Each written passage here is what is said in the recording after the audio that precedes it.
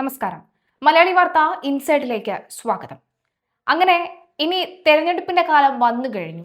UDFന്റെ ഏറ്റവും പ്രധാനപ്പെട്ട വിജയ രഹസ്യത്തിനൊന്ന് എന്ന് പറയുന്നത് തദ്ദേശ തെരഞ്ഞെടുപ്പിൽ നമ്മൾ കണ്ടതാണ്. തെരഞ്ഞെടുപ്പ് പ്രഖ്യാപിക്കുന്നതിന് മുൻപേ തന്നെ അവർ കൃത്യമായി തന്നെ സ്ഥാനാർത്ഥികളുടെ പ്രഖ്യാപനം നടത്തി എന്നുള്ളതാണ്. വലിയ തമ്മിലടികളൊന്നും തന്നെ ഇല്ലാതെ സ്ഥാനാർത്ഥി നിർണയം നടത്താൻ UDFന് കഴിഞ്ഞത് തദ്ദേശ സ്വയംഭരണ തെരഞ്ഞെടുപ്പിൽ ഒരു വിജയത്തിന്റെ പല കാരണങ്ങളിൽ ഒന്നായി ഇവർ കണക്കാക്കുന്നുണ്ട്. അതേ നീക്കം തന്നെയാണ് BJP ഇവിടെ എടുക്കാൻ പോകുന്നത്. സാധാരണഗതിയിൽ തദ്ദേശ തെരഞ്ഞെടുപ്പിന്റെ പ്രഖ്യാപനം വന്നതിന് ശേഷം മാത്രമേ, അല്ലെങ്കിൽ ഈ തെരഞ്ഞെടുപ്പുകളുടെ പ്രഖ്യാപനം വന്നതിന് ശേഷം മാത്രമേ സ്ഥാനാർത്ഥികളെ ഇവർ പ്രഖ്യാപിക്കാറുള്ളൂ.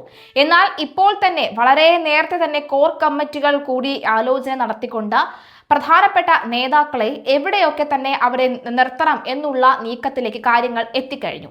അതിൽ വളരെ പ്രധാനപ്പെട്ട ഒരു നീക്കം തന്നെയാണ്, അല്ലെങ്കിൽ ഒരു സ്ഥലം തന്നെയാണ് തലസ്ഥാന നഗരമായ തിരുവനന്തപുരം. ഈ തിരുവനന്തപുരത്ത് ഒരു MLA എങ്കിലും ഉണ്ടാക്കാനുള്ള നീക്കത്തിലേക്ക് കാര്യങ്ങൾ എത്തിക്കുക എന്ന ലക്ഷ്യത്തോടു കൂടി വളരെ പ്രധാനപ്പെട്ട നേതാക്കളെ എല്ലാം തിരുവനന്തപുരത്ത് തന്നെ നിർത്താനുള്ള നീക്കത്തിലേക്ക് BJP നീങ്ങുകയാണ്. രാജീവ് ചന്ദ്രശേഖർ, K. സുരേന്ദ്രൻ, അതുപോലെ തന്നെ R. ശ്രീലേഖ തുടങ്ങി അനവധി ആളുകളെ, ശോഭാ സുരേന്ദ്രൻ, കുമ്മനം രാജശേഖരൻ തുടങ്ങി വളരെ പ്രഗത്ഭരായ ജയസാധ്യത വളരെ കൂടുതലുള്ള സ്ഥാനാർത്ഥികളെ വളരെ പ്രധാനപ്പെട്ട മണ്ഡലങ്ങളിൽ നിർത്താൻ തന്നെയാണ് ഇപ്പോഴത്തെ BJPയുടെ തീരുമാനം. സംസ്ഥാനത്ത് നടക്കാനിരിക്കുന്ന നിയമസഭാ തെരഞ്ഞെടുപ്പിൽ ജയസാധ്യതയുള്ള സീറ്റുകളിൽ സ്ഥാനാർത്ഥികളെ നേരത്തെ പ്രഖ്യാപിക്കാൻ BJP 30 സീറ്റുകളിലാണ് നേരത്തെ സ്ഥാനാർത്ഥികളെ പ്രഖ്യാപിക്കുക. ജനുവരി 12-ന് ശേഷം തെരഞ്ഞെടുപ്പ് പ്രചാരണവും ആരംഭിക്കും. തിരുവനന്തപുരം ജില്ലയിലെ നേമം മണ്ഡലത്തിൽ രാജീവ് ചന്ദ്രശേഖറും കഴക്കൂട്ടത്ത് V. മുരളീധരന്റെയും പേരുമാണ് ഉയർന്നു കേൾക്കുന്നത്. മുൻ സംസ്ഥാന അധ്യക്ഷൻ K. സുരേന്ദ്രന്റെ പേരാണ് പാലക്കാട് ഉയർന്നു കേൾക്കുന്നത് എങ്കിലും K. സുരേന്ദ്രനെ ഒരുപക്ഷെ വട്ടിയൂർക്കാവിൽ നിർത്താനുള്ള സാധ്യതയുണ്ട് എന്ന് പറയുന്നുണ്ട്. വട്ടിയൂർക്കാവിൽ R. ശ്രീലേഖ എത്താനുള്ള സാധ്യതയുണ്ട് എന്ന് പലരും കരുതിയിരുന്നുവെങ്കിലും K. സുരേന്ദ്രനെ വട്ടിയൂർക്കാവിൽ നിർത്താനുള്ള സാധ്യത ഇപ്പോൾ കൂടുതലായി കാണുന്നുണ്ട് എന്ന് വ്യക്തമാകുന്നു. R. ശ്രീലേഖയെ തിരുവനന്തപുരം സെൻട്രലിൽ നിർത്താനുള്ള നീക്കത്തിലേക്ക് നടക്കുന്നു എന്ന് വ്യക്തമാവുകയാണ്. കഴിഞ്ഞ നിയമസഭാ തെരഞ്ഞെടുപ്പിലും കഴിഞ്ഞ MP തെരഞ്ഞെടുപ്പുകളിലും ഇഞ്ചോടിഞ്ച് പോരാട്ടമാണ് രാജീവ് ചന്ദ്രശേഖറും നമ്മുടെ ഈ ശശി തരൂരും കാഴ്ചവെച്ചത്.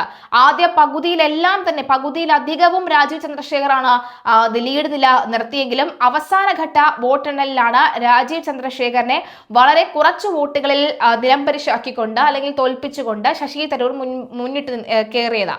അതേ നിലയിൽ നോക്കുകയാണെങ്കിൽ നേമത്ത് രാജീവ് ചന്ദ്രശേഖരന് പിടിക്കാൻ സാധിക്കുമെന്ന് വ്യക്തമായൊരു നീക്കം നടക്കുകയാണ്. എന്തായാലും സുരേന്ദ്രന്റെ പേരാണ് പാലക്കാട് ഉയർന്നു കേൾക്കുന്നത്.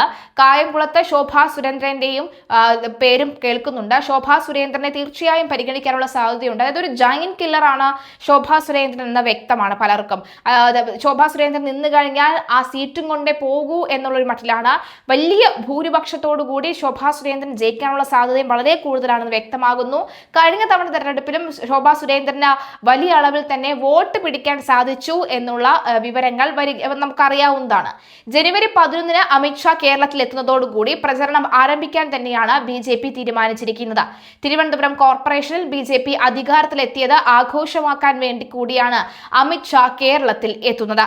പ്രധാനമന്ത്രി നരേന്ദ്രമോദി എത്തുന്ന തീയതി അമിത്ഷാ ആയിരിക്കും പ്രഖ്യാപിച്ചേക്കുക. തദ്ദേശ തെരഞ്ഞെടുപ്പിൽ വിജയം നേടിയ BJP അംഗങ്ങളെ എല്ലാം ആഭ്യന്തരമന്ത്രി നേരിൽ കണ്ട് അഭിസംബോധന ചെയ്യും. തദ്ദേശ തെരഞ്ഞെടുപ്പിലും കഴിഞ്ഞ ലോക്സഭാ തെരഞ്ഞെടുപ്പിലും മികച്ച മുന്നേറ്റം നേടാനായ മണ്ഡലങ്ങളിലാണ് സ്ഥാനാർത്ഥിയാക്കാൻ ഇടയുള്ള നേതാക്കളെ മുൻനിർത്തി പ്രവർത്തനം തുടങ്ങുന്നത്.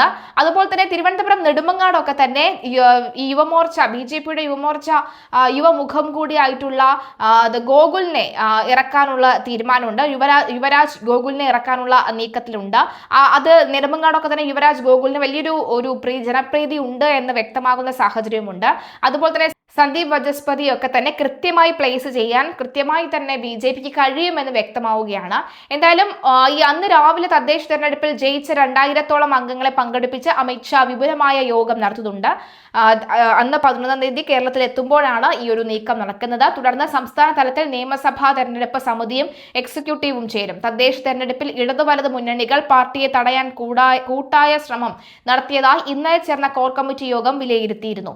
BJPക്കെതിരായ CPI CPM കോൺഗ്രസ് സഹകരണം ഭാവിയിൽ കടുത്ത വെല്ലുവിളിയാകും. തദ്ദേശ തെരഞ്ഞെടുപ്പിൽ നിർണായക സ്ഥലങ്ങളിലെ വിജയത്തോടെ പാർട്ടിക്ക് സംസ്ഥാനത്ത് നിർണായക സ്വാധീനം നേടിയെടുക്കാനും സാധിച്ചു. രാജീവ് ചന്ദ്രശേഖർ സംസ്ഥാന അധ്യക്ഷനായതിനു ശേഷം മുന്നോട്ട് വെച്ച വികസിത കേരളം മുദ്രാവാക്യം വിജയമായിരുന്നു. നിയമസഭാ തെരഞ്ഞെടുപ്പിലും അതായിരിക്കും പാർട്ടി മുദ്രാവാക്യം.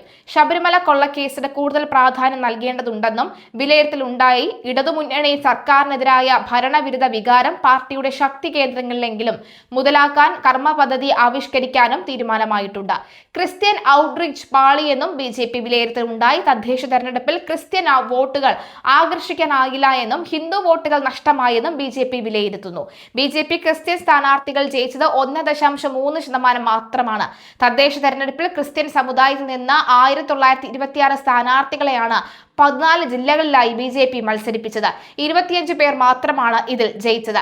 8 ജില്ലകളിൽ മാത്രമാണ് ജയിക്കാൻ സാധിച്ചത്. കോട്ടയം ജില്ലയിൽ പോലും കാര്യമായ നേട്ടമുണ്ടാക്കാൻ BJPക്ക് കഴിഞ്ഞില്ല. 96 സ്ഥാനാർത്ഥികളെ മത്സരിപ്പിച്ചതിൽ 12 പേർ മാത്രമാണ് ജയിച്ചത്. 2020 തെരഞ്ഞെടുപ്പിലെ വോട്ട് ശതമാനത്തിലേക്ക് BJPക്ക് എത്താനും കഴിഞ്ഞില്ല എന്ന നിർണായക നീക്കവുമുണ്ട്. തദ്ദേശ തെരഞ്ഞെടുപ്പിൽ തിരുവനന്തപുരം, തൃപ്പൂണിത്തുറയും അടക്കമുള്ള തദ്ദേശ സ്ഥാപനങ്ങൾ പിടിച്ചത് BJPയെ സംബന്ധിച്ച നേട്ടം തന്നെയാണ്. എന്നാൽ തൃശൂർ അടക്കമുള്ള സ്ഥലങ്ങളിൽ ആകാത്തത് തിരിച്ചടിയായും BJP വിലയിരുത്തുന്നുണ്ട്. തൃശൂർ ലോക്സഭാ തെരഞ്ഞെടുപ്പിൽ ലഭിച്ച ക്രൈസ്തവ വോട്ടുകൾ ഇപ്പോൾ ലഭിച്ചില്ലെന്നും വിലയിരുത്തലുണ്ട്. തെരഞ്ഞെടുപ്പ് കമ്മീഷന്റെ അന്തിമ കണക്കു പ്രകാരം NDA വോട്ട് വിഹിതം 2020 തദ്ദേശ തെരഞ്ഞെടുപ്പിലെ നേട്ടത്തിന് ഒപ്പം എത്തിയിട്ടില്ല. അതേസമയം തിരുവനന്തപുരം കോർപ്പറേഷനിലെ ഭരണം പിടിക്കാനായതും നഗരത്തിൽ മുന്നേറ്റമുണ്ടാക്കാനായതും നേട്ടമായി BJP വിലയിരുത്തുന്നുണ്ട്. അതേസമയം നിയമസഭാ തെരഞ്ഞെടുപ്പിൽ 30 സ്ഥാനാർത്ഥികളെ നേരത്തെ പ്രഖ്യാപിക്കാൻ BJP തീരുമാനിച്ചു. ജനുവരി 12 തെരഞ്ഞെടുപ്പ് പ്രചാരണം തുടങ്ങും. നേമത്ത് രാജീവ് ചന്ദ്രശേഖറും കഴക്കൂട്ടത്ത് V മുരളീധരനും സീറ്റ് ഉറപ്പിച്ചു. K സുരേന്ദ്രന്റെ പേരാണ് പാലക്കാട് സജീവമായി പരിഗണനയിലുണ്ടെങ്കിലും നേരത്തെ പറഞ്ഞ പോലെ തന്നെ K സുരേന്ദ്രൻ ഒരു പക്ഷേ വട്ടിയൂർക്കാവും എത്താനുള്ള സാധ്യത വളരെ കൂടുതലാണ്. ശോഭാ സുരേന്ദ്രന്റെ പേര് കായംകുളത്താണ് പരിഗണനയിലുള്ളത്. അമിത്ഷാ ജനുവരി 11 കേരളത്തിലെത്തുന്നത്. ഇതോടെ തെരഞ്ഞെടുപ്പ് പ്രചാരണം തുടങ്ങാനാണ് BJPയുടെ തീരുമാനം. എന്തായാലും തീരുമാനങ്ങൾ ശക്തമായി തന്നെയാണ് BJP മുന്നോട്ട് പോകുന്നത്. രാജീവ് ചന്ദ്രശേഖറിന്റെ ആ ഒരു പ്രതികരണം കൂടി ഒന്ന് കേൾക്കാം.